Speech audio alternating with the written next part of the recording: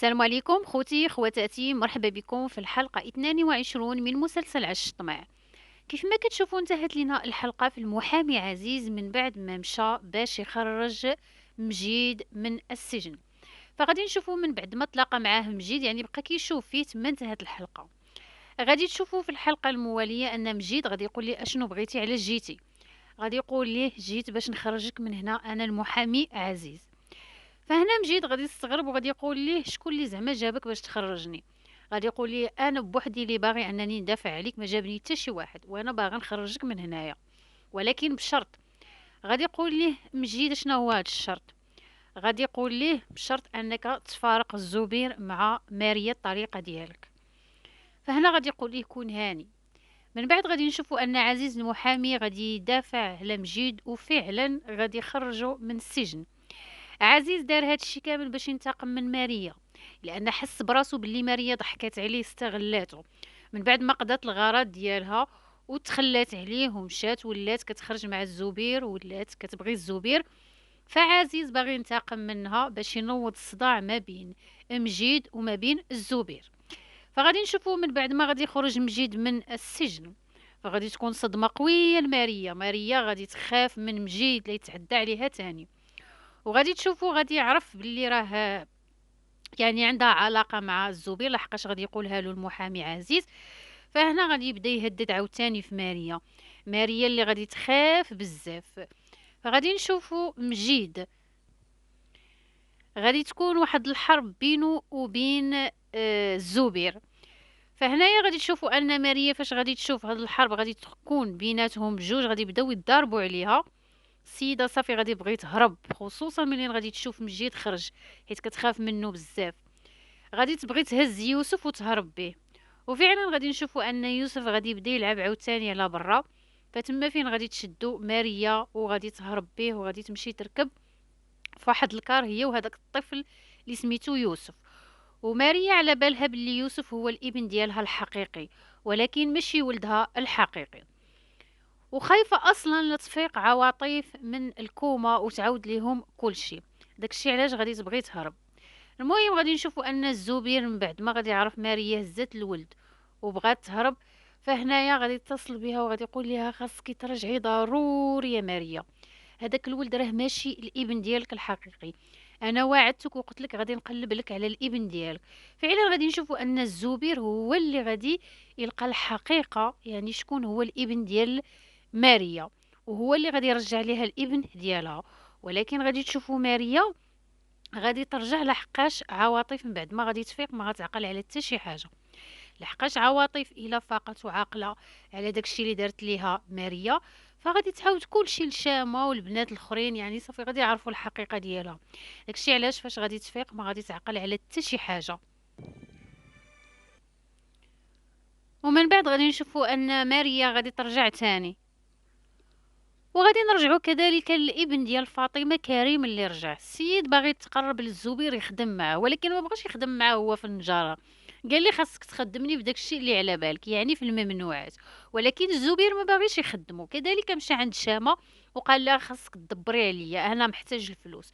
ما يمكنش لي انا نبقى نقول للام ديالي اعطيني الفلوس، يعني منوض ليهم الروينه تما. ورغم ذلك يعني هما عارفين باللي فاطمه عندها ولد، ولكن ما عارفينش هاد الولد ديالها يعني فاش شافوه. يعني هما ما عارفينوش في وجهه. كيف ما كتشوفوا فاطمه يعني هي دارت واحد الخطه هي وهاد كريم. هاد كريم ماشي هو الابن ديالها الحقيقي. فاطمه متفقه معاه، جابته على اساس انه ينتقم ويتقرب من شامه. فاطمه مازال الابن ديالها في السجن، الابن ديالها الحقيقي باقي في السجن لحقاش تحكم عليه مؤبد، لان السيد صفاها للصديق ديالو. واخا هو ما صفاهش للصديق ديالو، شدوه غير ظلما. هذاك الصديق ديالو اللي توفى فهو الاخ ديال كريم اللي جاء انه ينتقم. كريم جا باش ينتقم من الاخ ديالو اللي توفى، واتفق مع فاطمه. فاطمه دارت راسها باللي هو الابن ديالها، ولكن فاطمه الابن ديالها راه باقي في السجن. هذا غير اتفاق بيناتهم. وجا هو باش يتقرب للزبير ويتقرب لمنشامه، خصوصا منشامه، حيت اصلا هو باغي يكتشف الحقيقه لراسو. لان ماريا ما بقاتش باغا انها تمشي معاهم في هذاك الخط. ماريا من بعد ما لقات يوسف باللي هو الابن ديالها واخا ماشي ولدها، صافي حبسات تما مبقاتش باغا تكمل. داكشي علاش جا هاد كريم ودار راسو باللي هو ولد فاطمه، وهو اصلا ماشي ولد فاطمه حيت راه متفق مع فاطمه، باش يلقى الحقيقه للاخ ديالو اللي توفى، وباش ولد فاطمه اللي مسجون يخرج حتى هو ظلما. لان هذاك الولد اللي هو الاخ ديال كريم، شكون اللي صفاها له؟ صفاتها له شامه. داكشي علاش جا باش يلقى الحقيقه، هو باغي يلقى الحقيقه باش يغرقهم كاملين. لحقاش الا سمعتو كان هدد شامه قال لها غادي نغرقهم كاملين. يعني هو جا على اساس انه يلقى الحقيقه، يعني الاخ ديالو اللي توفى، يعني شكون اللي صفاها؟ الخوه اللي توفى وحتى الابن ديال فاطمه، باش يخرج يعني من السجن، حيت مشدود غير ظلما، حيت كانوا هما خوت بحال الخوت. يعني ولد فاطمه اللي مسجون والولد اللي توفى كانوا بحال الخوت. ففاطمه اتفقات هي والاخ ديال هذاك السيد اللي توفى، وجا عندها ودار راسو بلي راه ولدها باش يتقرب من الحقيقه ويلقى الحقيقه لراسو. ما بقاش باغي زعما ماريا هي اللي تلقى الحقيقه، باغي هو يغرقهم. المهم شفنا انه دخل الغرفه ديال حنان ديال ماريا، هي حنان، بدا كيقلب ليها، يعني باغي يعرف حتى حنان شنو تحت راسها وشنو مخبيه. لحقاش حنان علاش ولا هو كيقلب ليها في البيت؟ حيت ولات كتبغي الزبير، يعني ولات في الصف ديال الزبير. داكشي علاش بدا كيقلب ليها، وخصوصا انه شك في هذاك الدم اللي كان في الحيط. المهم غادي تشوفوا ان هاد كريم اللي داير راسو ولد فاطمه هو اللي غادي يكتشف حنان باللي هي اللي ضربات عواطف. وغادي نرجعوا لايمان. ايمان من بعد ما يعني اتفقات هي وداك الولد الصديق ديالها اللي قال لي راه كنبغيك ويلا نمشيو نهربوا لبرا انا وياك، فهنا جاب لها واحد السيد قال لها اعطيه الفلوس باش يخرج لك الباسبور ويصيب لك الوريقات باش نمشيو حالاتنا من هنا. لان ايمان هي صافي باغا تمشي في حالها من تما، ما بقاتش باغا تكمل مع البنات ومع اختها. فغادي تشوفوا ان الصدمه ديال ايمان انهم غادي يضحكوا عليها، غادي ينصبوا عليها.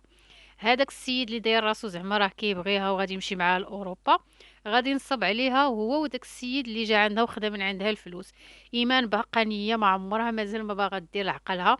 السيده غادي يضحكوا عليها وغادي يديو ليها فلوسها وما تصدق راسها، يعني دوك الريالات كاملين اللي كانوا عندها يعني نصبوا عليها. فغادي تشوفوا انها غادي تجي عاوتاني تبدا تبكى على شامه، وغادي تقول لها شامه ما عندي ما ندير ليك، انتي ما كتقولي لي حتى شي حاجه الا بغيتي ديريها. وغادي نرجعوا لدريس اللي غادي يوصلوه الخبار باللي الزبير يعني لصق فيه باللي هو اللي ضرب عواطف. فهنايا دريس يعني ما كيبغيش اللي يكذب عليه وما كيبغيش اللي يقول عليه شي حاجه ما كايناش. فغادي نشوفوا ان دريس غادي يعيط تاني على الزبير، وغادي يقول لها شنو هادشي اللي درتي. لحقاش شامه غتمشي تواجهه، غتقولوا دريس اشنو زعما باغي توصل ليا من بعد ما تعديتي على عواطف. هنا دريس غادي تصدم وغادي تقول لها شكون اللي قال لك هاد الهضره؟ غادي تقول ليه الزبير. غادي تشوفوا دريس عاوتاني غيبغي ينتقم من الزبير. المهم هادو معظم الاحداث. شكرا لكم، مع السلامه.